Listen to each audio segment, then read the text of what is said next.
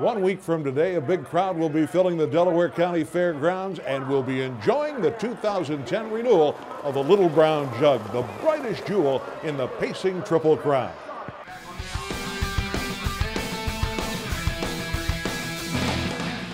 Hi everyone, I'm John Pavlak. Welcome to a pre-jug edition of Ion Harness Racing. 1 week from today, as many as 30 of the sport's top 3-year-old pacing colts will be racing in the Little Brown Jug. If that many enter, 6 will have to start from the second tier among the first 3 heat eliminations. But it was recently announced that starting in 2012, there will be no trailers in the Jug eliminations. We spoke to the Jug's race secretary, Tom Wright, about the change. I would say Hank Thompson always said, if you don't listen to the horsemen, you're foolish. And so we certainly listened for the last couple years, took a lot of different thoughts under advisement, but came to the conclusion that we wanted to have 8 noses on the gate and everybody have an equal chance, and so that's why we came to that decision. We're back to having the best 24 pacers that we can humanly find, everybody having a fair chance to win. You know, people may tell you on a half-mile track the 8-hole isn't the best place, but we've had a winner come out of the 8-hole as well. So the idea was 8 noses on the gate, everybody gets an equal chance, and you know, yes, you can have an awful lot of times 1, 2, and 3 hole is a great place to be on a half-mile track, but who knows what happens, and that's what makes this awful fun, is somebody who's not counting on the win gets that chance. The $240,000 Simcoe Stakes provided the final major stepping stone to the Little Brown Jug this past weekend. With one more laugh pronounced ready for Delaware after his cane-paced victory, that left 10 Simcoe starters to possibly improve their pre-jug form. Kyle Major, already among the key jug contenders, dominated in the Simcoe. He and driver Mark McDonald grabbed an early lead and fought off the effects of a heavy rainfall to win in 1:49.4. From the backfield, everybody in their riders posing, including classic rock and roll. And it's classic rock and roll on the far outside, coming after Kyle Major. Kyle Major on the inside, classic rock and roll outside. Kyle Major appeared to get there. Harness racing and standard-bred horses come to life each month in the colorful pages of Hoofbeats, the sport's most widely read magazine. We call it Reporting with Horsepower. Don't miss a single issue. Subscribe online today. Harness horsemen, breeders, and track officials had their turn to be heard this past Friday at the Meadowlands in round 2 of the New Jersey Gaming Summit.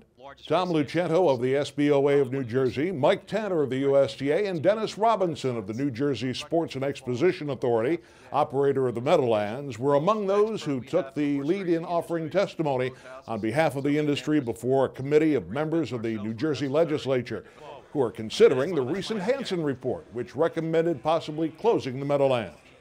Tom Lucento got right to the point in talking to reporters covering the summit, and New Jersey Assemblywoman Sheila Oliver spoke about saving the Meadowlands and its jobs. We're asking for parity. Just give us a chance, the same thing that they have. And it seems that the casinos get to be able to help themselves by the state allowing them to do this or that or whatever things that they need, have the tools. We need a toolbox, and really our toolbox is basically one thing that we can use. We have other alternatives, but nothing are as good as the alternative gaming, which is the VLT. I do feel the problem can be solved. I do feel that if we look out at this magnificent track and this location, we would be foolish as leaders in New Jersey not to do what is necessary to sustain this industry.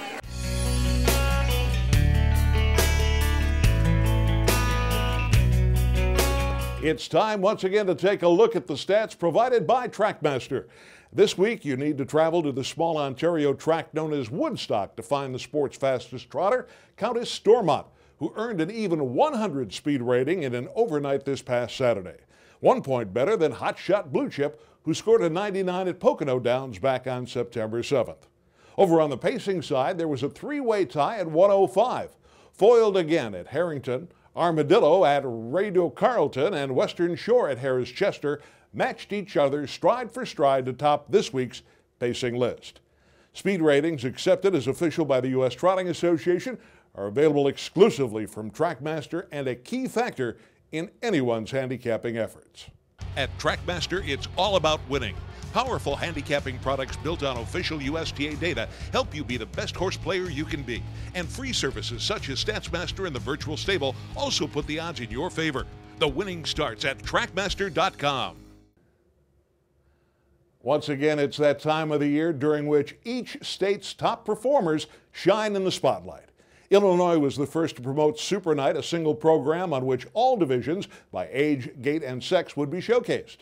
This past weekend, Kentucky and Indiana staged their own versions of Sire Stakes extravaganzas. At Indiana Downs, 10 Indiana Sire Stakes offering record purses of nearly $2 million in total drew a very nice crowd. Among the stars they saw was Earl's Glider, a 3-year-old trotting gelding who swept this year's Sire Stakes and is a perfect 11 for 11 in 2010.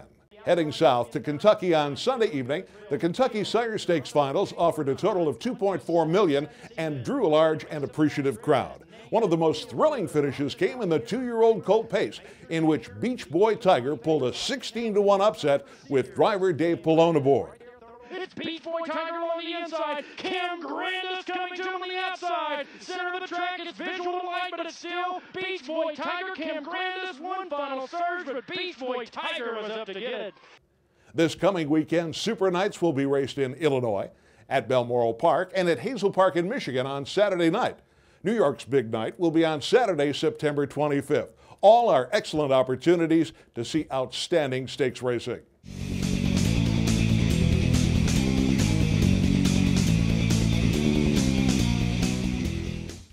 Next week, we'll devote our entire program to an Eye on Harness Racing special report from the Delaware County Fairgrounds, where we will bring you complete coverage of the 2010 Little Brown Jug. Look for us at a special time of early Thursday evening, not long after the newest page of Jug history is written. The Jug, of course, is one of the most history-filled races in all of sports. It has been won by greats, both human and equine, every year since 1946. One of its stars was Hall of Fame driver Stanley Dancer, who in his own words summed up the lure of the Little Brown Jug and talked about one of his most frustrating losses. Our Jug memory this week comes from the 1976 USTA film Dancer at Delaware. It's Albatross on the outside, Nansemon down along the rail. Springfield is third. On the outside, fourth, very special. Dexter Hanover at the rail. Less than an eighth of a mile to go. Nansemon has the lead at the rail. Albatross coming back on the outside. It's Albatross, and here they are. I'm Stanley Dancer, and this was definitely one of the greatest disappointments in my life. Not this scene, not the first tee of the 1971 Little Brown Jug. I'm talking about Jug Day overall, the entire race. That's Albatross you see there. I trained and drove him. He was the fastest racing standardbred when he retired. A world champion 3-year-old. Truly one of the super greats of all time. He won the first tee of the 1971 Jug. Unfortunately, Nansemon beat him in the final. Albatross wasn't himself that day, and I have to take the blame.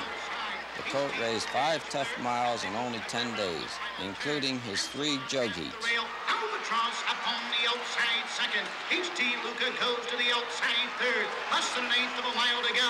It's Nansemon by a length. Albatross on the outside. It's Nansemon at the rail. Albatross second.